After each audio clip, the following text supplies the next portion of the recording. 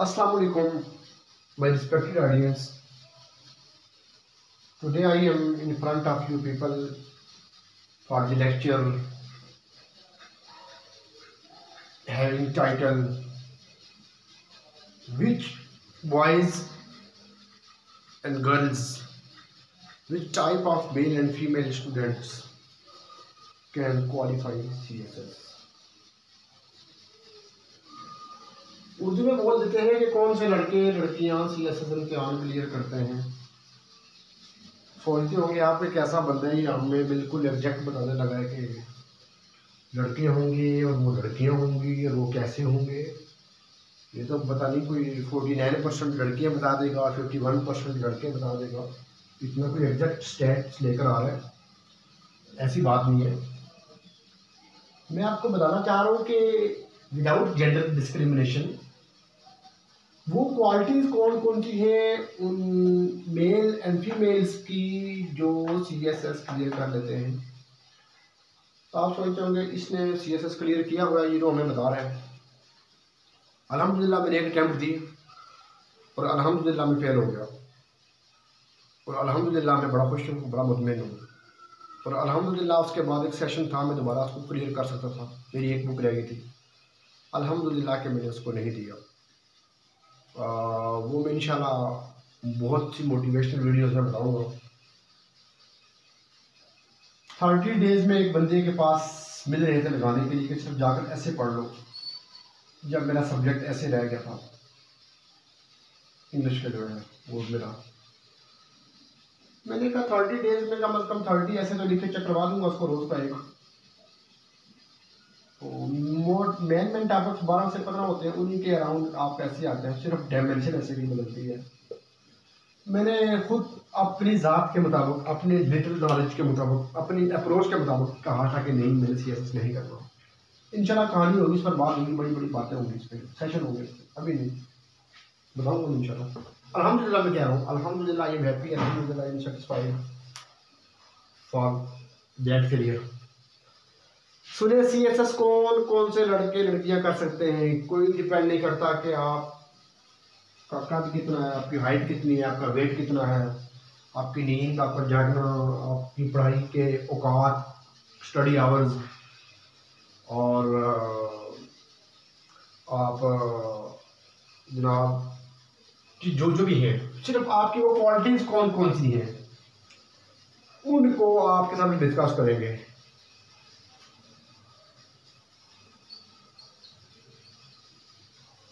Committed हो, मैंने commitment कर लिया कि मैंने ये काम करना है।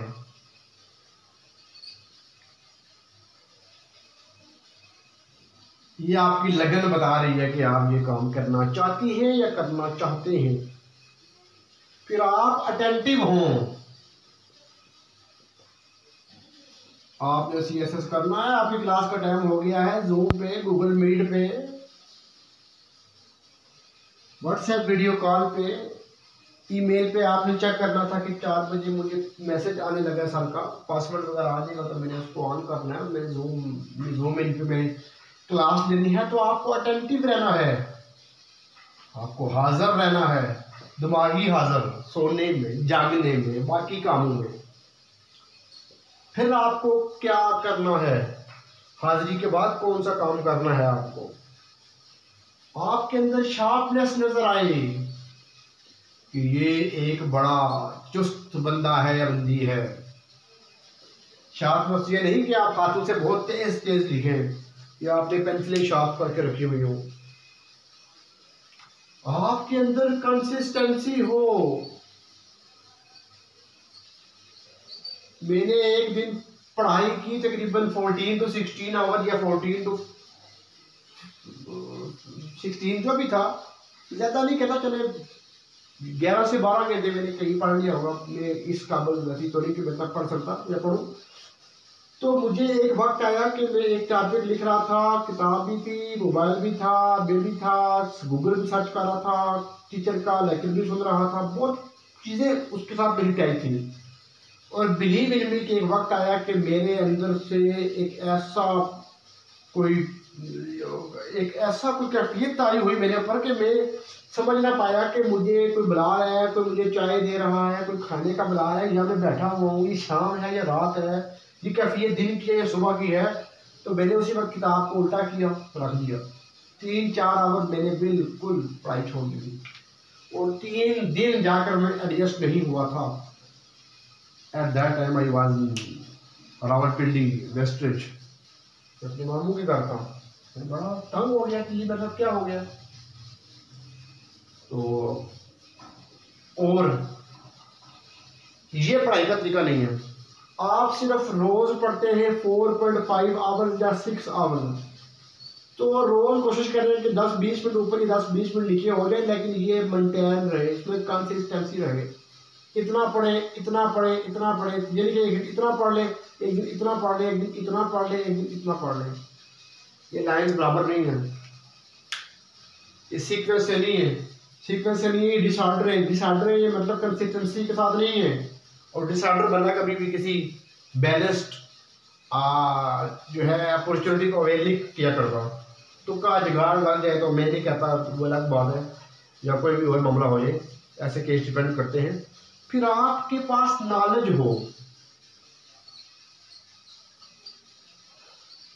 ये पहले याद रख लीजिए कि आपके पास एजुकेशन है, BS, BA, BCom, BBA, DVM, MBBS, BS forestry, BS general study, BS sociology, BS English literature, BS maths communication, BS media sciences, BS earth sciences, geophysics, botany, microbiology, chemistry, physics, math, stat, IR, political science, blah blah blah, वो सारी BS है आपका।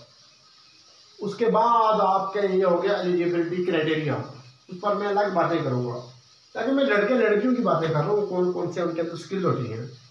Knowledge जो उनके पास हो, उस knowledge पे उनकी ग्रिप हो, फिर उस नॉलेज को वो अपडेट करते हों, उस नॉलेज को वो शेयर करते हों, किसके साथ, उन लोगों के साथ नहीं जिन सहेलियों को, दोस्तों को पता ही नहीं है आपके BL का, उनके साथ गुजारा शेयर न करना। वो आपको डीमोटिवेट कर देंगे, वो आपके आइडियाज को ही खराब करके रख देंगे, वो आपको कभी नहीं कहेंगे कि आप ये करो, उनको समझ नहीं आएगी कि आप उनको क्या कह रहे हैं। उसके बाद आपके पास होना चाहिए एक हैबिट, जिसका नाम है न्यूज़पेपर हैबिट। अब मैंने क्यों नहीं लिखा newspaper reading, newspaper tick cross, newspaper highlight. अखबार देखने का मजाक बन जाए कि आपने रोज 20 से 40 मिनट में, जो भी आपका टाइम है, आपने अखबार देखना है, हर हाल में देखना है। मेट्रो है, डॉन है, जी न्यूज़ है, फलाना फलाना फलाना है, जो भी है आपने देखना है। उर्दू अखबार सामने आता है तो उसका भी कोई ना कोई पैराग्राफ मैन सुन के हेडलाइन पढ़ ले। ये खबरें ना पढ़े चकवाल के मल्ला मलूविया में, गाँव चुबिया में 3 बंदे पानी में तैर रहे थे, एक ने 5 छलांग लगा ली, 2 इधर रह गए, ये खबर ना पढ़े। ग्वादर पोर्ट पे क्या हुआ, ईरान और पाकिस्तान की आज मुलाकात में क्या तय हुआ, पंजाब यूनिवर्सिटी के वाइस चांसलर ने किस सब्जेक्ट में क्या नई दरियाफ्त की, उस पर क्या कहा।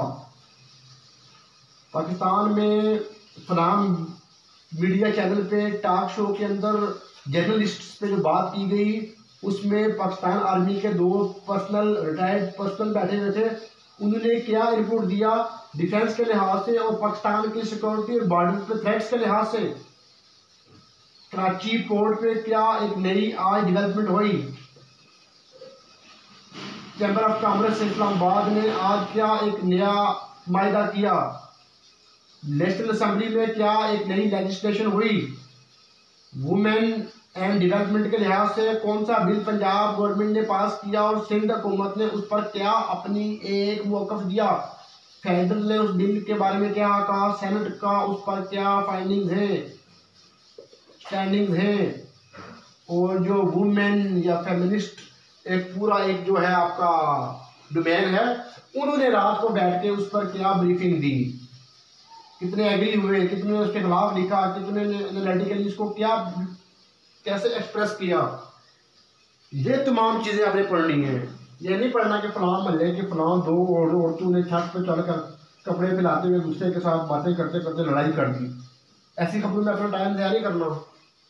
ये खबरें आपको फेसबुक और ट्विटर और इंस्टाग्राम और ट्विटर नहीं इंस्टाग्राम और ऐसी फजूल एक्टिविटीज़ के लिए ये चीज़ें बड़ी पड़ी हुई है, टिकटॉक वगैरह। फिर आपको कोई बुक्स का पता हो कि फलां बुक्स किस किस ने लिखी हैं, इनके ऑथर्स कौन कौन हैं, इस बुक्स में मोटी मोटी 15-20 बातें कौन कौन सी हैं, तकरीबन 15 से 20 किताबों की ये चीज़ें याद हों। जब आप कहीं पे ऐसे लिख रहे हो आपको रेफरेंस देना पड़े, आपको किसी बुक में रेफरेंस देना पड़े तो साथ लिखे फलां बुक में फलां ऑथर ने ये बात कही, इसके मुताबिक ये थी और मैं जो कह रहा था वो काउंटर आर्गुमेंट है, ये मेरा आर्गुमेंट था, ये मेरे काउंटर आर्गुमेंट इसका ये दिया है। आपका एग्जामिनर कहेगा वाह वाह वाह वाह क्या बात है, इसके अंदर नॉलेज बुक्स पढ़ने का भी शौक भी है, जबकि आपने 15-20 किताबें इसलिए पढ़ी थी कि मैं तो एग्जामिनर की आंखों में फेंकूंगा बटी, मैंने तो सिर्फ बुक पास करनी है, मुझे क्या लगेगा किताबें किसमें लिखी हुई है, मुझे चाहिए CSS क्वालिफाई करने का तरीका। उसके बाद आपको लर्निंग एप्टीट्यूड शो करना पड़ेगा कि आप किसी के पास बैठे हैं, आपने उससे CSS की बातें कुछ की, एप्टीट्यूड उठ के ये नहीं कहना ये मारता है, ये मारती है, गप लगाता है, गप लगाती है। इसका मतलब है कि आप तो अगर इतना आपके अंदर अगर तकब्बर मौजूद है तो आप बताएं लोगों को, पास करके लोगों को सिखाना शुरू कर दें। क्या आपके तमाम टीचर आपको जो 12 सब्जेक्ट्स या 11 सब्जेक्ट जो 1200 नंबर के पढ़ा रहे हैं, अगर आपको 200 नंबर का सब्जेक्ट है एक तो आपके 1200 नंबर है, अगर आपका 100 नंबर का है तो आपके फिर 12 सब्जेक्ट है। क्या आपको 11 या 12 सब्जेक्ट पढ़ाने वाले तमाम लोग CSS क्वालिफाइड हैं? क्या आपको इस एलिजिबिलिटी क्राइटेरिया तक लेकर आने वाले तमाम लोग जिन्होंने CSS के लिए यहाँ तक लाया, क्या वो तमाम ब्यूरोक्रेट थे जो आपको नर्सरी क्लास से लेकर FSC के बाद BS ऑनर्स पास करने तक से लेकर आपकी अकेडमी आपको इस तमाम मेंटोर गाइड करने वाले, क्या वो तमाम CSS एस्पायरेंट्स थे? कि आपके मामा और पापा दोनों CSS एस्पायरेंट्स थे जिन्होंने आपको फीस पे करके आपको गाइड करके आपको मोटिवेट करके यहाँ तक लाया? लिहाजा कभी ये ना कहें कि इस बंदे के पास CSS नहीं है और ये मुझे गाइड कर रहा है। सीखें सीखें, मतलब आपका लर्निंग एप्टीट्यूड हो। उसके बाद आपके पास राइटिंग हैबिट हो, राइटिंग हैबिट, चीज़ों को लिखें, चेक करवाएं। कोई ASP है, कोई असिस्टेंट कमिश्नर है, कोई नैब का असिस्टेंट डायरेक्टर है, कोई कस्टम इंस्पेक्टर है, कोई जज है आपके घर के करीब, कोई ऐसा बंदा है, उसको जाकर अपनी राइटिंग चेक करवाएं। वो कहेगा बेटा बेटी ये चीज़ें काट दो, नेक्स्ट टाइम ये चीज़ें नहीं लिखनी, ये ग्रामेटिकल मिस्टेक कर रहे हो, इन चीज़ों को पढ़ो, आपने कल की खबरों में ये पढ़ा होगा, उसको यहाँ मेंशन करो, ये करो। आपको वो गाइड करते करते करते कुछ ना कुछ गाइड करेगा, गाइड करेगी, उसके साथ अटैच रहे। लेकिन राइटिंग हैबिट्स होंगी तो वो आपकी लर्निंग एप्टीट्यूड चेक करेगा, तो आपके अंदर से भी गलती निकालेगा, आपकी सलाह करेगा या करेगी ना। ऐसे तो नहीं बात बनेगी कि आप लिखे बिना और गलती में निकल आए। फिर आपके अंदर अलार्म का हैबिट हो, आपका अलार्म बोलता हो कि ये फलां जाग जाओ, लेटे ना रहो, उठने का टाइम है, इतना सोने का टाइम नहीं है, खो दोगे। 5 से 8 महीने लगातार आपने काम कर लिया और आपकी बेस अच्छी है और आपका करंट अफेयर, न्यूज़, तमाम चीज़ें, टॉक शो, ऐसी पॉजिटिव ग्रुप डिस्कशन, मेंटोर से अच्छी इंटरेक्शन, अच्छी पैनल डिस्कशंस और आपके इंटरव्यू पैनल वाले लोगों के साथ रौबत, ये चीज़ें हैं। तो 5 से 8 महीने का टाइम होता है CSS करने का, ना करने वाले 2-2 साल भी नहीं बेचारे कर पाते। अच्छा, मेरी तरफ की आगे देखते हैं जी। अलार्म भी हो गया आपका। स्मार्ट स्टडी करनी है आपने, मतलब मेरे पास एक बुक है, उसके 50 पेजेस हैं। जरूरी नहीं कि आप हर पेज को उठाकर तो पढ़ना शुरू कर दें, हर लाइन से गुजरना शुरू कर दें। देखें इसके अंदर 2 पैराग्राफ में 2 बातें हैं, उन बातों को यहाँ निकाल दें। नेक्स्ट पेज पे 3 बातें थी, इस पेज के अंदर दूसरे तीसरे पेज पर कोई बात भी काम की नहीं थी, छोड़ दें। अगले चैप्टर को खोल रहे, फलां को खोल रहे, उस पूरी बुक में से आपको बातें मिली थी मिसाल के तौर पर, ये उन बातों को बुलेट फॉर्म में लिख दें, ये ऐसे ऐसे करके कोई निशान लगा दें।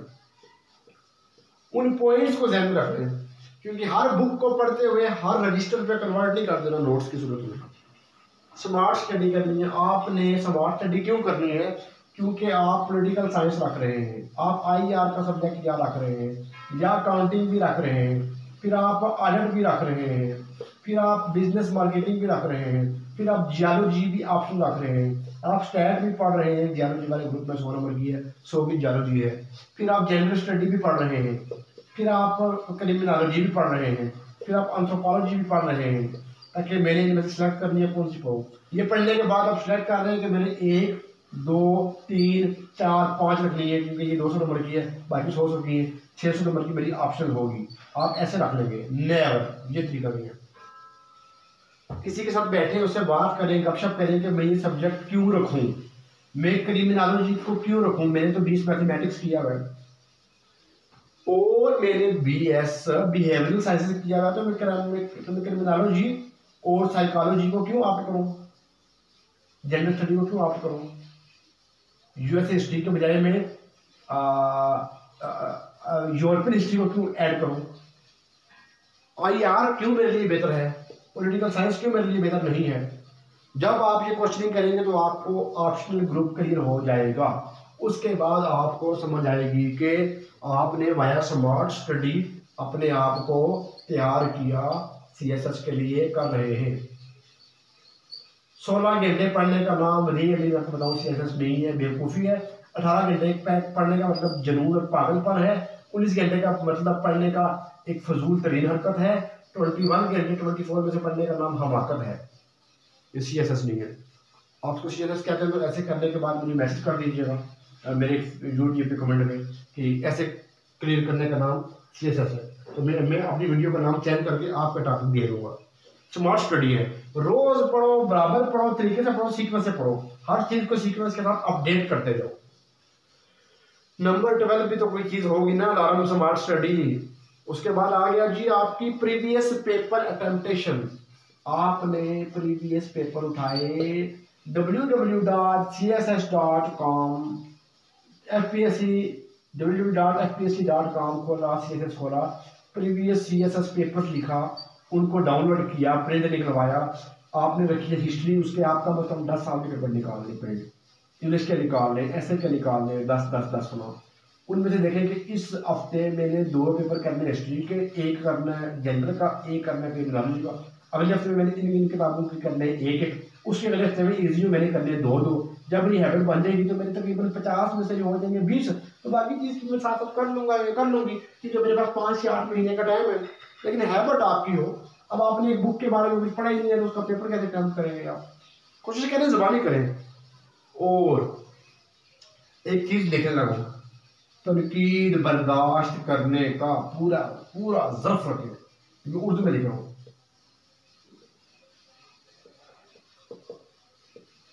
करने का ज़र्फ, ये आपके पेपर की शीट है। मेरे एक पेपर मैंने टीचर को दिया, एक मेरी मैडम है वो उस टाइम जॉब कर रही है, वो उन्होंने उनकी तकरीबन तमाम मैंने CSS किया है, मैं नाम नहीं लूँगा क्योंकि मैं यहाँ किसी का एडवर्टाइजमेंट नहीं कर रहा। जो मैंने नॉलेज लिया है वो मैं आप तक ट्रांसफर कर रहा हूँ, मुफ्त में, पैसे नहीं ले रहा आपसे। अगर आपको नहीं चाहिए तो आप बेशक इसको ना लें, ना सुने। चाहिए तो मेहरबानी, आपको फ़ायदा हो जाएगा, मुझे स्वाब मिल जाएगा। एक टीचर ने मेरा पेपर चेक किया, उसने मेरे पेपर को ऐसे किया, शीट के शुरू से लेकर ऐसे और इसको ऐसे जाओ। यार मैंने लिखा है, मुझे कम से कम कुछ तो कहेंगे यार, तुमने कुछ ना कुछ ये तो किया है। उस स्टेज से मैं 90% सब्जेक्ट पास कर गया मैं इस स्टेज से। एक टीचर ने मैंने लिया, वो जो मैंने बताया मेरी मैडम थी, उनको मैंने टॉपिक लिखे, लिखा वेरी गुड, वेरी गुड, मतलब वाह यू वाह वेरी नाइस, 7/10। मैंने सोचा ये मैडम ने मुझे क्या दिया, और वो चीज़ भी क्या थी, प्रेसी राइटिंग। आज भी मेरे पास कागज पड़ा होगा, उनके साइन भी पड़े होंगे मेरे पास, मैं चीजें संभाल के वो रखा हूँ। मैंने प्रेसी राइटिंग को तैयार किया। मैंने कहा मैडम ने क्या दिया, मैं शाम को अकेडमी से घर आ रहा हूँ, पैदल चलता हुआ आ रहा हूँ, वॉकशॉप भी करता हूँ, थोड़ा सा फ्रेश रोज टाइम ना। मैंने सोचा कि मैडम ने मुझे आज क्या प्रेसी पास हो जाएगी, मैं तो बड़ा अच्छा प्रेसी लिखता हूँ। कंप्रीहेंशन मैंने लिखा था, कंप्रीहेंशन के सवाल जवाब। मैडम ने मेरा कंप्रीहेंशन भी चेक किया, उन्होंने कहा तुम तो कंप्रीहेंशन को बड़ा जबरदस्त लिखते हो। एक टीचर ने मुझे सोशियोलॉजी का पेपर चेक किया, मेरा सवाल, उन्होंने कहा 20 में से तुम्हारे मैं तुम्हें दूंगा मतलब नंबर 12, लेकिन तुम्हारे बनते 14 है, तुम्हें कम दूंगा तो तुम ज्यादा की तरफ जाओगे, ज्यादा दूंगा तो फिर तुम कहोगे मेरे बहुत नंबर आ गए। उन्होंने 12 अथॉरिटी नंबर मुझे दे दिया उस टाइम 20 में से। मैंने कहा सुशांत जी तो मेरे लिए बड़ी आसान है, जबकि शायद उन्होंने मुझे अप्रिशिएट किया हो। बाज़ बात आपको तनकीद भी बर्दाश्त करनी है, अप्रिसिएशन भी बर्दाश्त करनी है, चौड़ा नहीं होना, मिजाज खराब नहीं करना। लर्निंग एप्टीट्यूड का मैंने पहले बता दिया, ये बुनियादी बात है जी। स्मार्ट स्टडी भी हो गया, प्रीवियस पेपर। फिर आपके अंदर एक आदत होनी चाहिए 40 नंबर, हर रोज 5 से 10 अल्फाज रोज इंग्लिश के सीखें, हर हाल में सीखें 15 से 20 अल्फाज या 5 से 10 अल्फाज हर रोज सीखें जितनी कैपेसिटी है। क्योंकि आपको इंग्लिश में साइनोनिम्स, एंटोनिम्स, फिर आपको वोकैबुलरी में, फिर आपको प्रेस राइटिंग के टाइटल में, फिर आपको एसे की हेडिंग में, फिर आपको ऑप्शनल सब्जेक्ट के आर्गुमेंटेशन में, फिर आपको इंटरव्यू में, फिर आपको किस किस जगह नहीं चाहिए आपको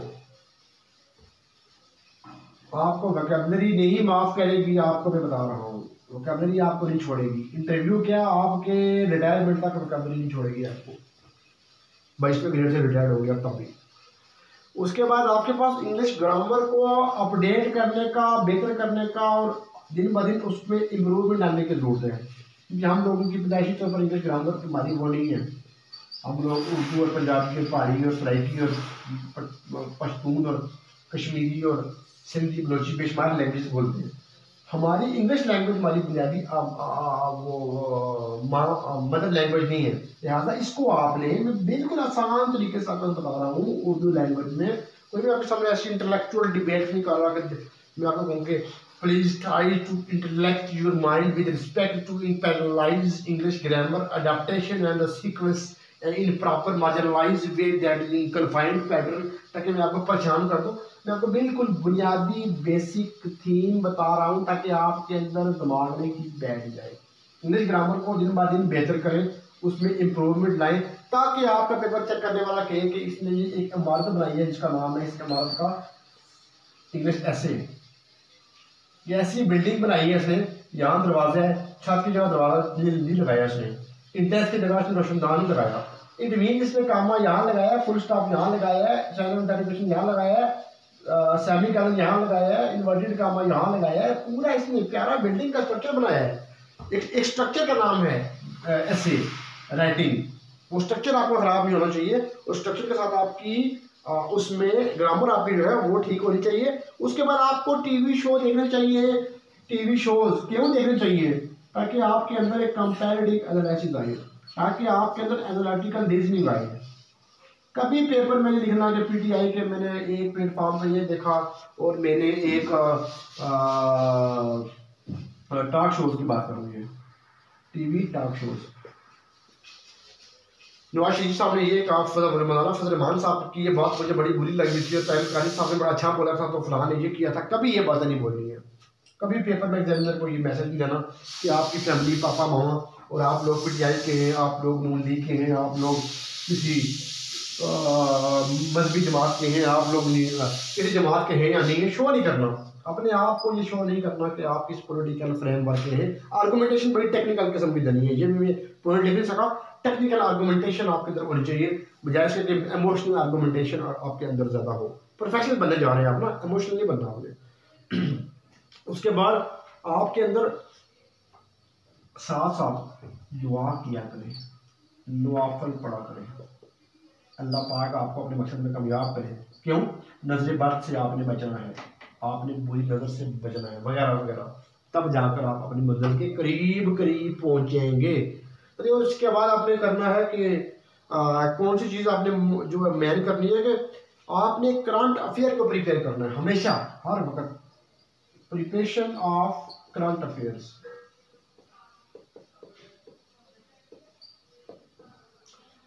आज क्या हो रहा है? स्ट्राइक हो रही है, प्रोटेस्ट हो रहा है, धरना हो रहा है, क्यों हो रहा है, कब हो रहा है, कब खत्म हो रहा है, क्यों है? इससे पिछला कब हुआ था? 2014 में। खत्म कब हुआ था? पेशावर इंसिडेंट्स पे जाके।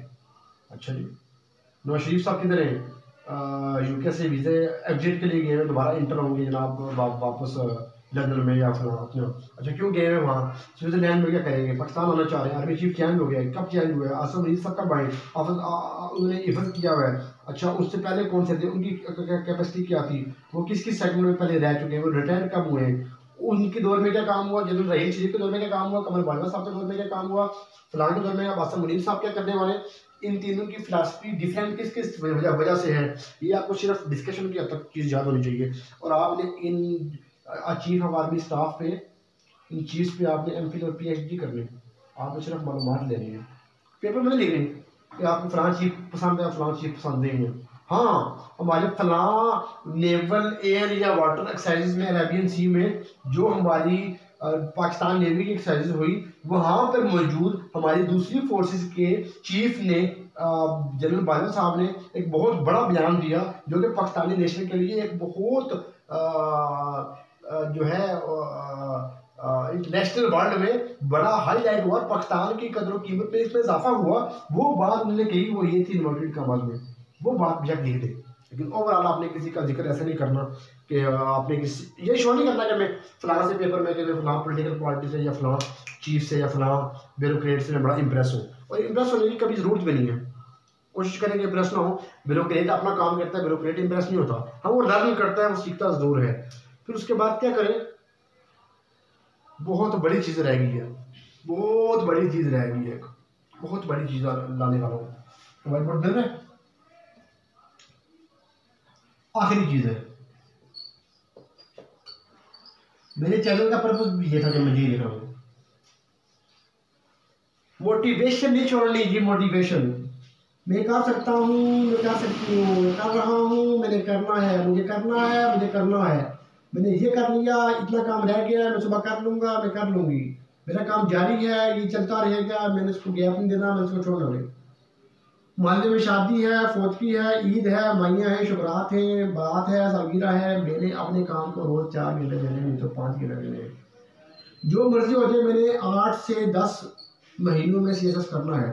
मैं ही इस काम के लिए पैदा हुआ था, पैदा हुई थी, मैंने ही कोशिश करनी है, मैंने ही एग्जाम में बैठना है, मैंने ही MPD एग्जाम देना है, फिर मैंने इंट्रेंस टेस्ट के बाद मैंने रिटर्न देना है, फिर मैंने उसके बाद साइकोलॉजिकल देना है, फिर मैंने CS से लाहौर अकेडमी में जाना है, सिविल सर्विस अकेडमी लाहौर में, और मैं ही इसके लिए पैदा हुआ था, मैं ही इसकी सीट अवेल करूँगा, मैं ही इसके कोटे में पूरा उतरूँगा, मैं ही ये काम कर सकता हूँ, कर सकती हूँ। और करते रहे। जहाँ मोटिवेशन डाउन हो जाए वहाँ खामोशी से कमेंट कर दें मेरे उसके ऊपर वीडियो के नीचे कमेंट में, तो मैं आपके लिए 1-2 वीडियो और बना दिया करूँगा कि आपका मोराल डाउन हो गया, अब आपके लिए कौन सी चीज़ें देखें, कौन सी चीज़ें करें।